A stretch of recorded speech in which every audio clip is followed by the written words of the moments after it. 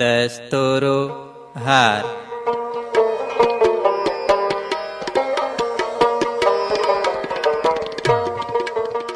له کلید راډیو څخه د ناول پرلپسې لړۍ.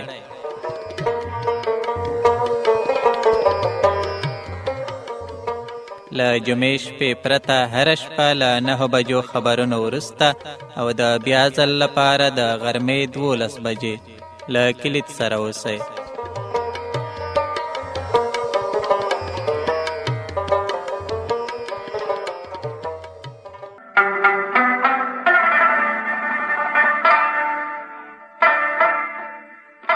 بړبوکی.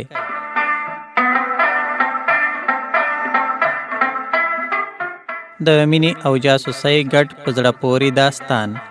لیکوال نصیر احمد احمدي.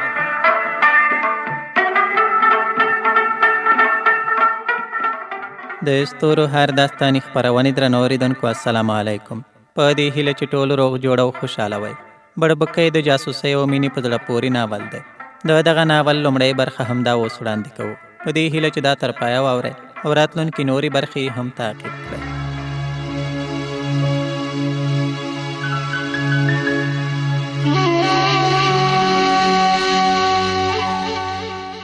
په یوه تنګه دره کې 3 خړ پوځي موټر روان وو. په دوی پسې سپېرې دوړې پورته کېدې. ځای ځای به ودرېدل. بیرته به د ماشین غږ پورته شو. پڼ او په دوړو لړلو ټایرونو به حرکت وکړ. پر لوړو ژورو به وختل او د سړک غاړو ته پر سپیرو ډبرو به خړ پټی پرېوت. ناڅاپه د وړو ماشینګړو ډزو ازانګې خورې کړې. موټر یې ودرېدې. دروازې خلاصې شوې. د یو موټر تر مخ د توغندي ګولۍ ولګېده. دوړې پورته شوې. په غره کې د الله اکبر چیغو زور ونیو او لاندې وېرېدلو تیرو کوکو دره په سر واخیسته. عسکرو د غټو تیږو شاته مرچې ونیوې. له ډبرو سپین سوکي بادېدل او د درې پر سر ډېر پورته یوه خړ ټپوس وزرونه غوړولي وو. جګړه په شدت روانه وه. له پورته پر سړک مرمۍ ورېدې. له لاندې ماشینګړو پورته خولې نیولې وې. له میلونو څخه یې ورونه بادېدل. ناڅاپه د هلیکوپټرو دروند غږ دره ولړزوله. د غره پر ډډه پرله پسې راکټونه ولګېدل. لویې وړې تیږې بېلې شوې. د تیرو چرو نری شڼهاری واورېدل شو. عسکرو منډه کړه. د موټرو دروازې پسې پورې شوې. ټایرونه تاو شول او په لنډ وخت کې خړه دره له شور ماشوره تشه شوه.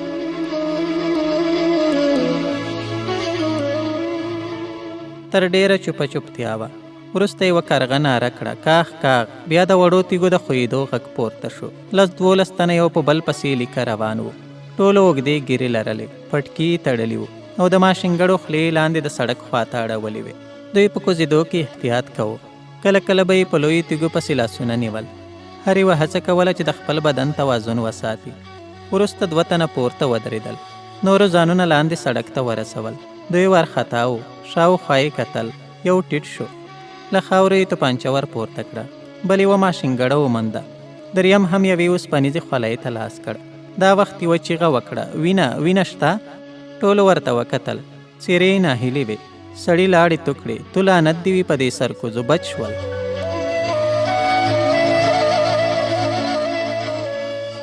د یوه بل شونډې وخوځېدې.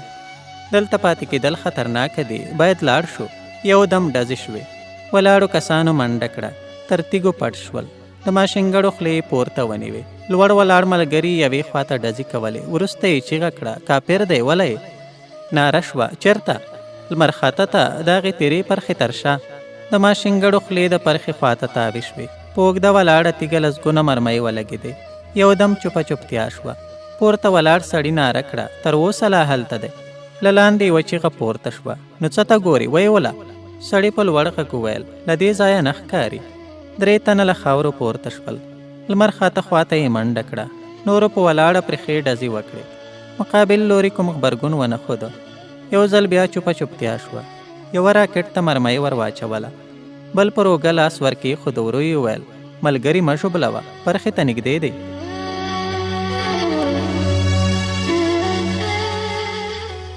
دا وخت د ولاړې ډبرې له یوه کونجه 2 لاسونه راووتل. وروسته یوه اوسپنیزه خولۍ لمر ته وبرېښېده. بیا اوږې، ټټر او زنګونونه ښکاره شول. د پرخې تر څنګ یو عسکر ودرېد. هغه په بیړه خپل لاسونه پورته ونیول. یو دم چیغه شوه. نږدې کسانو منډه کړه. یوه د کلاشینکوف پر کنداغ وار پرې وکړ. د عسکر له خولې وینو داره وکړه. پړ مخ یې ولوېد. بلې پر ملا ګونډې کېښودې. لاسونه یې شاته ور واړول. دا وخت نورو کسانو هم منډه ور واخیسته. د یوه په لاس کې چاړه وه. نورو د ماشینګړو پر ماشو ګوتې ایښې وې. کله چې ډله ور ورسېده پر پراته عسکر ور پرېوتل. د سوکانو لغتو وار نه کېده. یو دروند څوک د عسکر ژامې ته چیغ شو. خوله یې له سره ورغړېده او پر خړو خاورو تورې څڼې پرېوتې. یوه چیغه کړه نجلۍ ده. نجلۍ سترګې رڼې کړې. تته رڼا وه. لږ وخوځېده. په اوږه کې یې نری درد تېر شو. بېرته پرېوته. چت ته یې وکتل. تیرې ډبرې راوتلې وې. ورمېږ یې کوږ کړ. په یوه نمجنه سمڅه کې پرته وه. د پښو دربه یې واورېد. باڼه یې سره وروستل. لنډه شېبه ووته. پر مخ یې سړې اوبه تویې شوې.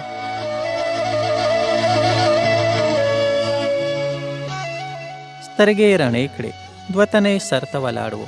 یوه ماشینګڼه ورته نیولې وه. د بل په لاس کې یو پلاستیکي خیرن سطل ښکارېده.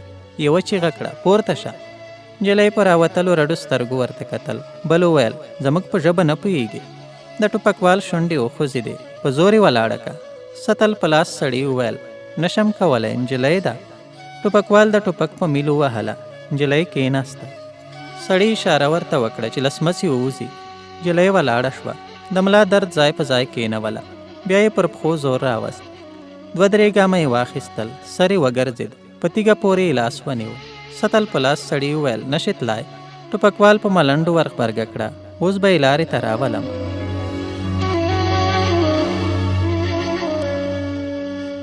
یو دم یې د ماشینګړې ګېټ کش کړ. چیغه یې کړه زیکه دې غلبېل کم. نجلۍ ولړزېده. په ړنګو ګامونو له سمڅې ووته. سترګې یې د لمر رڼا ته وبرېښېدې. شاوخوا یې وکتل. سپېره غر و. 5-6 وسلوال یو ځای په یوه هواره تیږه ناست و. کله چې نجلۍ ته وکتل سرونه یې وځړېدل. د نجلۍ ځان ته پام شو. د ګریوان په اسانۍ 3 تڼۍ یې شلېدلې وې او تور لانده ویښته یې پر ټټر پراته وو. ورو یې د ګریوان دواړه خواوې سره وروستې. پر اوږه یې څه ولګېدل. یوه سپینه ټوټه یې په سترګو پرېوته. اوږې ته یې لاس کړ. یو نری څادر و. شاته یې وکتل. تر څنګ یو په عمر پوخ سړی ولاړ و. له سپینې لونګۍ یې په نکریزو رنګ کړې سرې څڼې راوتلې وې. په کیڼ لاس کې یې ماشینګړه ښکارېده.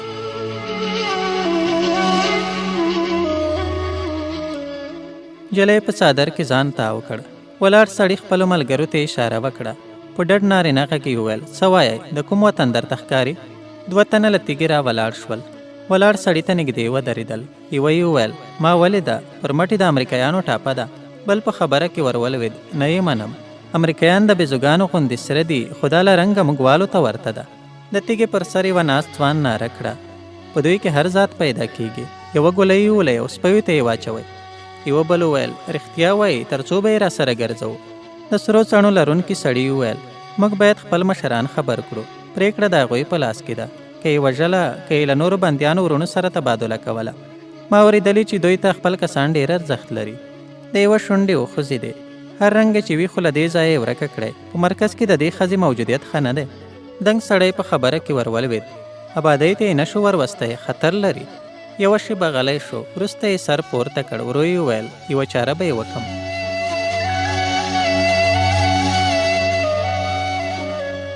سپي وغپل. یوه ځوان بړستن له سره لرې کړه. غوږ یې ونیو. ورو یې وویل چغه. بېرته یې سر پټ کړ. د سپي غپېدا ډېره شوه. ځوان کېناست. سپي غپل. یوې ښځې په خوبولي غږ وویل څوک نارې وهي؟ ماشوم وژړل. ځوان سر ته ایښی شل ډزې ته لاس ور وغځاوه. ولاړ شو. له خیمې ووت. د باندې سوړ باد چلېده. شاوخوا یې وکتل. سپي مخامخ منډه واخیسته. ځوان د ټوپک ګېټ کش کړ. یوه چیغه کړه خپل یو. ځوان ور مخته شو. د سپوږمۍ په رڼا کې 3 تنه ولاړ وو. سپي غپل. ځوان په زوره وویل څه غواړئ؟ ډډ نارینه غږ یې واورېد. یو امانت را سره دی. د چا؟ د پلار دی. ځوان ورو وویل راځئ. 3 تنو په ده پسې حرکت وکړ. سپی ترې راګرځېده غپل یې.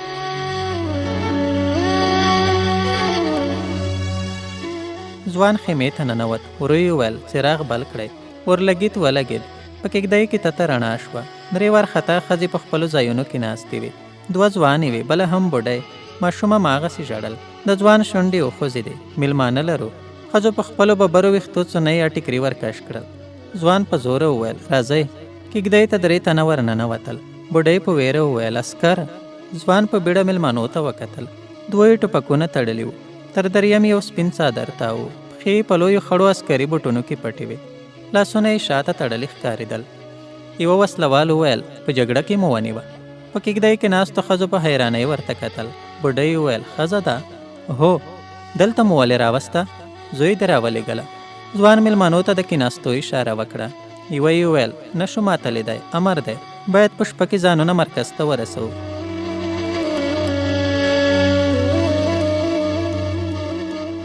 ځوان له وسلوالو سره د باندې ووت. سپي غپل. ځوان وویل دا بلا به تر څه وخته دلته وي؟ د یوې شونډې وخوځېدې. نه پوهېږو خو احتیاط کوئ، څوک باید کوم بوی ونسي. سړو حرکت وکړ.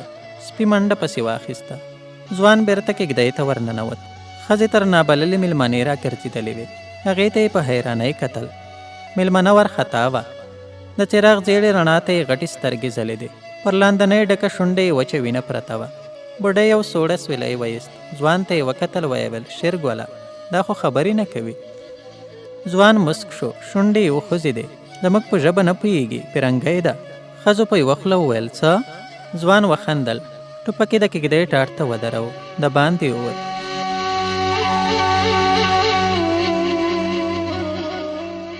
لنډه شېبه وروسته بیرته راغی. یوې نجلۍ په حیرانۍ وویل لالا د خرې پړی دې ولې راوړ؟ ځوان د پړي یو سر د نابللې مېلمنې تر تړلو لاسونو تاو کړ. کلکې غوټې یې ور واچولې. بل سر یې په کېږدۍ کې د ولاړ موټر سایکل په ټایر پورې وتړه. ښځو په حیرانۍ ورته کتل. ځوان په خپله بستره کې ننوت. ټوپک یې له ځان سره پټ کړ. ورو یې وویل شپه پخه ده، سبا به سره غږېږو. ماشوم ژړل.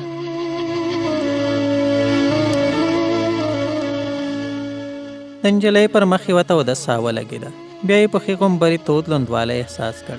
په بیړه یې سترګې رڼې کړې. تور وربوزي ولید. یوه زوروره چیغه یې تر خولې راووته. سپي کړنج وهل. نجلۍ ټکان وخوړ. پړی کش شو.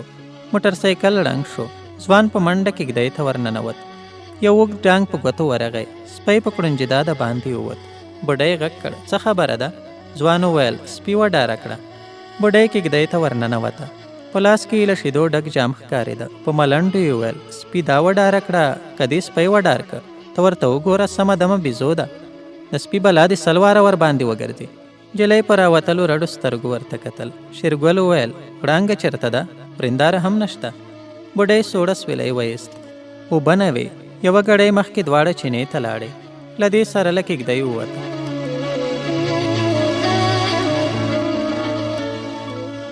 شېرګل نجلۍ ته وکتل. هغې ژړل. دی هم د باندې ووت. نجلۍ شاوخوا سترګې واړولې. کېږدۍ لویه وه. یوه څنګ ته څو خیرنې بړستنې پرتې وې. بل لور ته ناولې لوښي ایښي وو او مخامخ د یوه ماشوم نرۍ پښې تر لنده روڼي راوتلې وې. وروسته ټوخي واخیسته. سپین لوګی تر سترګو تیر شو. د کېږدۍ له یوې چولې د باندې وکتل. لمر نوی راختلی و. بوډۍ اور ته ورپکول. تر څنګ یې یوه توره کټوۍ ایښې وه. لږ لرې څو خرو په وړو تیږو کې خولې وهلې. پښو ته یې لنډ پړي ور لوېدلي وو. لوی ګامونه یې نشو اخیستی. بیا یې 2 کوچیو ته پام شو. ګړندی تګې کاوه. ګڼې ګردۍ له منې خوځېدې. شېبه وروسته یې کېږدۍ ته نږدې له یوې شاتورې خرې له اوبو ډک شی ښکته کړ. وروسته یې وسرلي منډه واخیسته. تر نغري یې ټوپ کړ. بوډۍ تیږه پسې وویشته.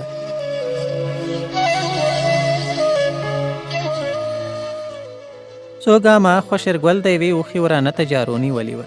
وچ خوشیي ترې لرې کول. دی هډور ځوان و. لمر سوځولې څېره یې لرله او په زنه پورې یې تار تار مړه ویښته نښتي وو. ناڅاپه ټاټ پورته شو. کېږدۍ ته ژېړه رڼا ور ولوېده. اوس نو شمال لور ته پرتې ټیټې غونډۍ ښکارېدې. په لمنو کې یې ګڼې سپاندې ولاړې وې. یوازینۍ زاړه توت ته نږدې یوه رمه پنډه وه. وړانګه کېږدۍ ته ورننوته. نابللې مېلمنې ته یې وکتل. ورمخته شوه.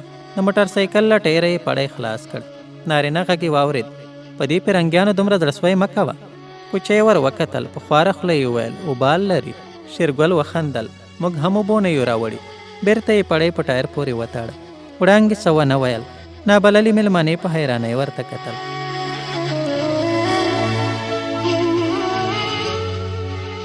بوډۍ کېږدۍ ته ورننوته. یوه توره چایجوشه یې پر زاړه لیمڅي کېښوده. د چایجوشې له څښو کې تاو پورته کېده. شېرګل وپوښتل انا ډوډۍ پخه ده؟ بوډۍ وویل سړه ډوډۍ ډېره وه.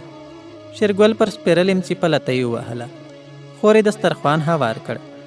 رشلیدلو پاستو سره لویه واړه هډوکي پراته وو. بوډۍ د ځوان تر څنګ کېناسته. لمسۍ ونګورې هم په لتۍ ووهلې. نابللې مېلمانې په حیرانۍ ورته کتل. د بوډۍ سپین ویښته له ټیکرې راوتلي وو. نګورې هم خیرنه او ډنګره وه، خو نجلۍ په غوښه پټه ښکارېده. په غنم رنګه زنه یې درې شنه خالونه وهل شوي وو. تورې ډبلې ورځې یې لرلې او تر خړې پاسنۍ شونډې یې واړه نري تور ویښته راتاوه.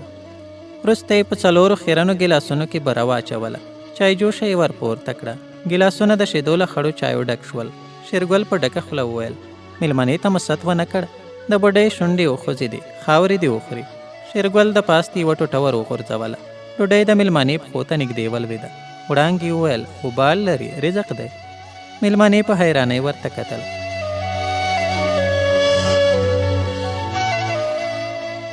شېبه وروسته کېږدۍ ته نږدې یو موټر سایکل ودرېد. سپي وغپل. شېرګل ولاړ شو. څو ګامه لرې دوه تنه ولاړ وو. سپی ترې راګرځېده. شېرګل په سپي پسې تیږه وویشته. سپي منډه کړه. دی ور مخته شو. ښځو ورته کتل.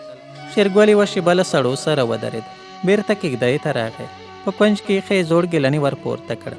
بوډۍ وپوښتل: څوک دی؟ د شېرګل شونډې وخوځېدې. راځم.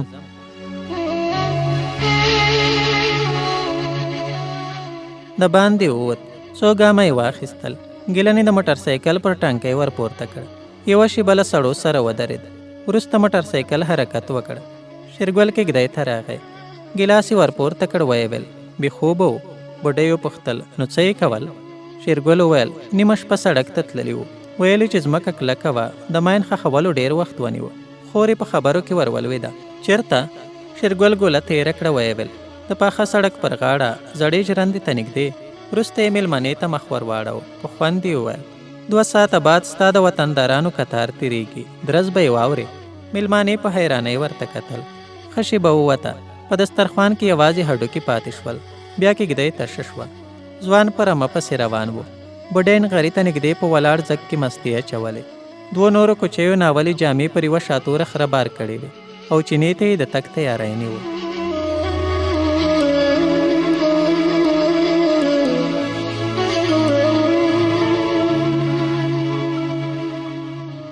د ستورو هر داستاني خپرونې درنو مینوالو، د ناول دا برخه په همدې ځای پای ته ورسېده. نورې برخې به یې زموږ په راتلونکو خپرونو کې واورئ. د اوس لپاره ما نورجان بهیر او د دې خپرونې تخنیکي همکار عطاالله سرک ته اجازه راکړئ. هر چیرې چې ښاد او آباد اوسئ. د لوی الله په امان.